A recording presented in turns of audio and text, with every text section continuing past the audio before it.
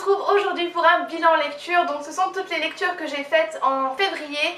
Et je sais que vous aimez bien quand je m'énerve, mais là je pense pas que je vais m'énerver parce que toutes les lectures ont été assez bonnes. Donc on commence tout de suite. La première lecture que j'ai faite, il s'agit de Alice au pays des merveilles de Lewis Carroll, illustré par Benjamin Lacombe. Alors j'ai lu ce livre avec Johanna, Elise et Thomas, donc je vous mets le lien de leur chaîne en barre d'infos. Et on a eu des avis encore une fois plus ou moins divergents quant à ce livre. Alors, c'est un classique et c'est toujours un petit peu délicat de parler de classique, mais là je vais vous parler de l'histoire. Pure et simple, je vais pas vous parler des illustrations, c'est du Benjamin Lacombe, j'adore Benjamin Lacombe, clairement, voilà.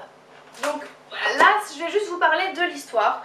Alors j'ai trouvé que c'était une histoire qui se lisait très vite, donc c'est effectivement une histoire qui est écrite pour les enfants, mais pour moi il y a deux niveaux de lecture. Le premier niveau de lecture, c'est voir cette histoire, ce conte, comme un conte, comme une histoire pour enfants, une histoire un peu loufoque, avec un monde totalement imaginaire, des personnages dingues et inconsistants.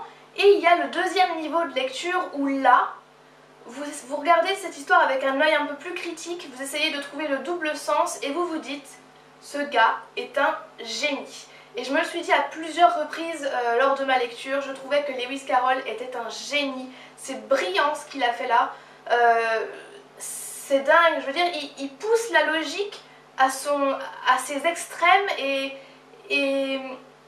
je sais pas comment expliquer en fait, j'ai trouvé ça tellement incroyable, tellement fort que j'ai du mal à en parler. En tout cas, je pense que c'est vraiment un livre à lire. De 1 parce que c'est un classique, de 2 parce que ça se lit très vite et de 3 parce que c'est puissant. C'est très intelligent, c'est très bien écrit. Et alors, le problème qu'on a, c'est que bien sûr, c'est une traduction et qu'en anglais, Lewis pousse le vice encore un peu plus loin. Et c'est là que j'en viens à mon troisième point par rapport à ce livre. Je trouve que le paratexte est génial. C'est-à-dire que tout ce qui enrobe l'histoire, on a le prologue du début fait par Benjamin Lacombe. Prologue ou préface, je sais jamais lequel des deux est correct, je pense que les deux sont corrects. Mais bon bref, oui, donc la préface est hyper riche, elle est faite par Benjamin Lacombe et je pense que c'est une entrée en matière qui est indispensable. De 1 par rapport à l'œuvre en elle-même parce que c'est hyper riche et ça nous permet de comprendre un peu mieux l'histoire, mais surtout pour l'auteur. Je pense que pour apprécier cette histoire à sa juste valeur, il faut connaître l'auteur, il faut connaître la personne qu'il était, le personnage qu'il était. Et la préface fait une excellente entrée en matière par rapport à ça. Et à la fin du livre, on a une collection de lettres que Lewis envoyait à Alice et qu'il envoyait à d'autres petites filles. Et ça nous permet de voir que, en fait, Lewis avait son univers et qu'il vivait là-dedans, en fait. C'est pas juste... Il n'a pas juste décidé de s'asseoir un jour et se dire « Bon bah tiens, je vais faire un truc carrément loufoque, c'est parti ». Non, il était, j'ai envie de dire, il était presque convaincu que ce qu'il écrivait, c'était la réalité. Enfin, en tout cas, j'ai trouvé que cet auteur était vraiment puissant, que l'histoire est à lire, vraiment, je vous le conseille très fortement. Et en plus, c'est là que j'en viens au livre-objet en soi, c'est hyper agréable à lire, hein, je veux dire, regardez-moi cette merveille. Les illustrations sont magnifiques, c'est très bien mis en page, donc ouais, je vous le recommande vraiment beaucoup. On reste dans le domaine du loufoque et je vous présente Grief is the Thing with Feathers de Max Porter. C'est un livre que j'avais vu sur une chaîne anglophone et la fille l'avait très bien vendu et je me suis dit que j'allais essayer. Et en plus je trouvais la couverture très belle, c'est un hardback et je sais pas, ça m'a tenté. Il s'agit d'une famille qui a perdu la mère. La mère est morte, on ne sait pas comment, on sait juste qu'elle est morte. Et du coup on va suivre cette famille qui va essayer de se reconstruire. Donc on a deux fils et le père du coup, qui va essayer de surmonter ce chagrin sans pour autant oublier la personne qui est décédée. Et le truc loufoque de l'histoire, c'est que pour les aider à surmonter cette épreuve, un corbeau va venir et va les accompagner pendant ce voyage. En français, on peut retrouver ce livre sous le titre de Le chagrin porte un costume de plume, quelque chose comme ça. Et j'ai bien aimé cette histoire, c'est assez compliqué. c'est très contemporain. Là, clairement, niveau mise en page, niveau écriture, c'est hyper contemporain. Donc si vous aimez pas ça, passez votre chemin. Et j'ai bien aimé parce qu'il y a des réflexions qui sont faites. Il y a un fil conducteur qui est donc ce chagrin. Et ce livre, c'est ça, c'est une sorte d'essai sur le chagrin. Comment surmonter la perte d'un être cher. Comment matérialiser ce chagrin. Parce qu'au final, le corbeau, c'est une personnification du chagrin, de la douleur, du deuil surtout. Et je l'ai trouvé très émouvant même à certains passages et débordant de réalité. Puisqu'au final on se retrouve dans ces personnages-là et on les accompagne dans le deuil. Et j'ai bien aimé aussi le personnage de Crow, donc Corbeau. Parce que en fait dans ce livre-là on a les points de vue de tous les membres de la famille. On va avoir un chapitre sur les enfants, un chapitre sur le père, un chapitre sur le corbeau. Et il est assez compliqué à comprendre en anglais parce que par exemple le corbeau va inventer des mots, il invente des mots de corbeau, ce qui fait que déjà je pense qu'en anglais il faut avoir une certaine réflexion pour comprendre, alors en français c'est encore un peu plus compliqué. Mais bref, c'est que ça m'a pas empêché d'apprécier cette lecture, je l'ai trouvé sympa, ça se lit très vite puisque c'est très court et peut-être que je le lirai en français. Après ça, j'ai lu Un jeune homme superflu de Romain Monéry aux éditions Au Diable Vauvert. Donc j'ai pu choisir ce livre parmi un programme et en fait je l'ai choisi parce que je n'ai pas l'habitude de lire de la non-fiction et il s'agit bien d'un roman ici qui n'est pas de la fiction. Alors clairement moi ce qui m'avait attiré dans ce livre là c'était les quelques petites citations qu'on avait du livre, notamment l'âge adulte c'est ce club à la mode où tout le monde arrive à rentrer sauf toi. Donc moi il m'en fallait pas plus pour avoir envie de lire ce livre, j'étais très intriguée. Et en fait il s'agit bien là de réflexions que l'auteur se fait par rapport à des petits événements de la vie quotidienne. Des petits événements qui n'ont aucune signification et qui sont rentrés dans notre routine. Mais l'auteur se pose des questions par rapport à ces événements-là et nous amène à réfléchir et j'ai beaucoup aimé. Il n'y a pas vraiment d'histoire en fait dans ce livre, on va juste suivre un jeune homme qui habite à Paris et qui essaye de vivre sa vie comme il l'entend. Et ce que j'ai beaucoup aimé en fait c'est que le jeune homme qui est dépeint dans ce livre là c'est un anti-héros. Ce qui fait qu'on s'identifie énormément à ce jeune homme là, en tout cas moi ça a été mon cas. Il est très drôle, le jeune homme en soi est très drôle mais alors l'écriture de Romain Monéry est très drôle. C'est pas un humour lourd en fait, c'est tout en finesse. Par exemple à chaque fois qu'on a des chapitres, donc déjà les chapitres sont hyper courts ce qui fait que le livre se lit très très vite. Et ben on a un titre, par exemple là le titre de chapitre c'est « Cacher ce pull que je ne saurais voir ». Qu'est-ce qu'on a là? On a Vivement lundi. Voilà, c'est tout. J'ai adoré cet humour, je suis hyper réceptive à ce genre d'humour là. Donc c'est très cynique, hein, puisque le personnage qu'on suit est très cynique. Mais moi j'aime bien, justement, j'aime bien ces personnages qui sont en marge de la société, qui ne correspondent pas à des critères précis. Là où c'est très bien joué de la part de l'auteur selon moi, c'est qu'il a écrit son récit à la deuxième personne du singulier. Ce qui fait qu'il s'adresse directement à son personnage, mais du coup implicitement au lecteur. Ce qui fait qu'on est hyper impliqué dans l'histoire, qu'on se sent concerné par tout ce qui se passe, on se sent concerné par les émotions du personnage principal et on devient presque le personnage principal. Et j'ai beaucoup aimé être immergée dans cette histoire-là. Et le dernier gros point positif pour moi de cette histoire, c'est que, enfin de cette histoire, de ce livre plutôt, c'est que c'est hyper reposant parce qu'effectivement c'est de la non-fiction. Ce qui fait qu'on n'a pas à s'imaginer un univers, on n'a pas à s'imaginer un personnage, des décors, des vêtements, des paysages. On se laisse porter par l'histoire, puisqu'au final l'univers c'est le nôtre, c'est le monde dans lequel on vit.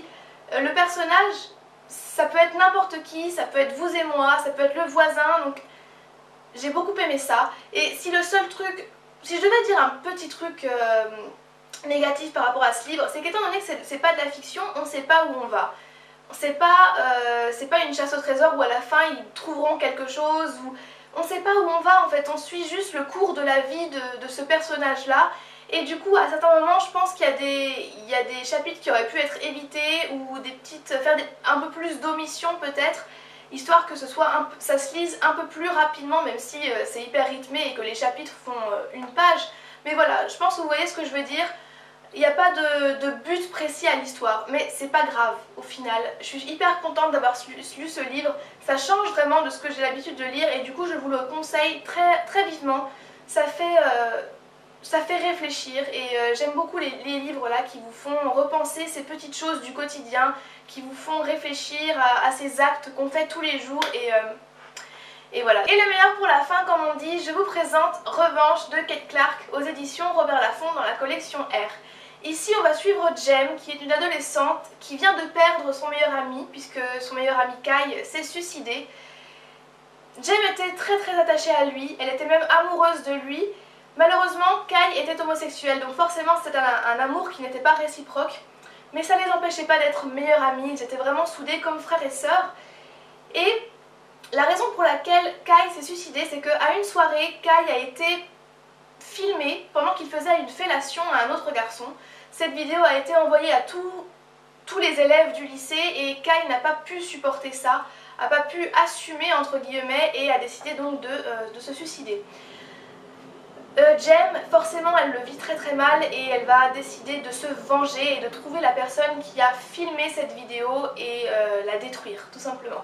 Alors, c'est un livre qui est loin d'être parfait. Vraiment, j'en ai discuté avec Johanna qui l'a lu un peu après moi, elle l'a pas aimé et moi ce livre il m'a secoué dans tous les sens et en fait c'est parce que je me suis énormément identifiée au personnage principal, à Jem, parce que Jem c'est moi. Voilà, on est pareil, j'étais pareil à son âge et encore maintenant on se ressemble sur beaucoup de points. C'est une personne qui est très cynique, c'est une personne qui est en marge de la société, qui se fout des conventions et voilà, je me suis énormément identifiée à elle, comme je me suis rarement identifiée à un personnage d'ailleurs. D'ailleurs c'est une héroïne qui a énormément d'humour et elle joue beaucoup avec le sarcasme, elle est très critique sur ce qui lui arrive, sur les gens qu'elle côtoie et c'est ça que j'ai beaucoup aimé en fait, c'est que malgré le sujet qui est quand même assez lourd, hein, on parle quand même d'homosexualité non assumée on va dire et d'harcèlement scolaire, eh bien l'auteur garde cet humour. Moi j'ai beaucoup ri, j'ai pas trouvé que c'était glauque, j'ai pas trouvé que c'était déprimant comme lecture, bien au contraire. Il y a une petite intrigue mais bon, moi en fait je savais déjà dès le départ dès le départ, je me doutais fortement de qui avait filmé, qui avait envoyé cette vidéo à tout le monde et au final j'avais raison. Mais ça m'a pas du tout gâché ma lecture puisque j'ai trouvé que c'était très secondaire finalement, on s'en foutait de savoir qui avait filmé ça et j'ai adoré parce que l'auteur a su me surprendre même si je me doutais de la fin. La toute fin en tout cas m'a renversée, ça m'a bouleversée, j'avais les larmes aux yeux, j'ai pas pleuré mais j'avais les larmes aux yeux, j'étais très émue. Je pense que voilà, c'est surtout dû au fait que je me suis énormément identifiée à l'héroïne, mais j'en reviens pas moi-même en fait, j'en reviens pas de l'effet qu'a eu ce livre sur moi parce que voilà, effectivement je critique beaucoup la littérature jeunesse, le young adulte, mais là c'est la preuve comme quoi j'aime quand même ce genre là parce que ça peut encore me surprendre. Je trouvais que c'était un livre qui était très réaliste, qui était très représentatif des relations entre adolescents au lycée, cette sorte de hiérarchie, hein, elle est là, les personnes qui sont en marge de la société, qui sont pas comme les autres, et les gens méga populaires, etc., qui sont des stéréotypes de eux-mêmes. J'ai adoré, j'ai trouvé que c'était très réaliste par rapport à ça. Donc voilà, c'est pas un coup de cœur, mais ça a été une énorme surprise, une énorme claque. Et si je dois lui donner des points négatifs, parce qu'il en a plein, attention, hein, comme j'ai dit, c'est loin d'être parfait, ça joue avec les stéréotypes, mais en même temps ce livre est un stéréotype. C'est un peu entre les deux. Et ce que je trouve dommage, c'est que malheureusement il y a des longueurs et que le dénouement tarde à venir. Je pense que c'est pour entretenir ce suspense que Kate Clark a fait ce livre aussi long, mais c'est dommage. S'il avait été plus court, je pense que ça aurait pu être un coup de cœur pour ma part.